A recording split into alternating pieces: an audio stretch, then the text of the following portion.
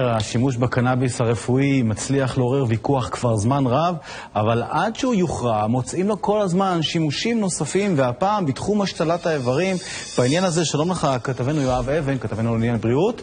ערב טוב. בוא נתחיל באמת בחדשות. מתברר שהצמח הזה טוב גם במניעת דחיית איברים.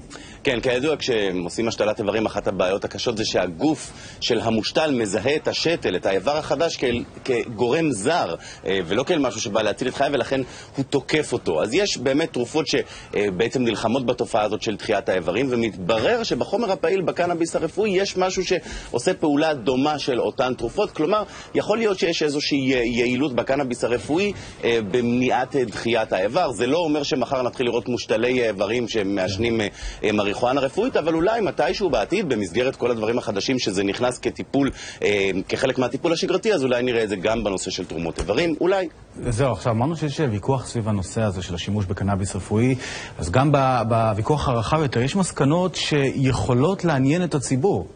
יש איזשהו סקר מאוד מעניין שעשה אחד מכתבי העת הרפואיים הכי נחשבים בעולם, קוראים לו New England Journal of Medicine. כל רופא מכיר את כתב העת הזה, וכתב העת הזה עשה סקר בין רופאים מהרבה מאוד מדינות, יותר מ-1,500 רופאים, וגילה ש76% מהרופאים תומכים במתן קנאביס רפואי לחולים. צריך להסביר, אורן, אנחנו מכירים בעיקר את הוויכוח שיש בארץ סביב השימוש בקנאביס רפואי, אבל הוא קיים בהרבה מאוד מדינות בעולם, הוא מאוד מסעיר, הוא מאוד חם, והנה מתברר שהרוב המוחלט של רופאים, לא רק בישראל, אלא בעוד מקומות בעולם, הם בעד השימוש בקנאביס רפואי, ויש לי הרגשה שהנושא הזה הולך ללוות אותנו עוד הרבה שנים. יהיו ויכוחים, אבל נדמה שהקנאביס הרפואי הוא כאן כדי להישאר.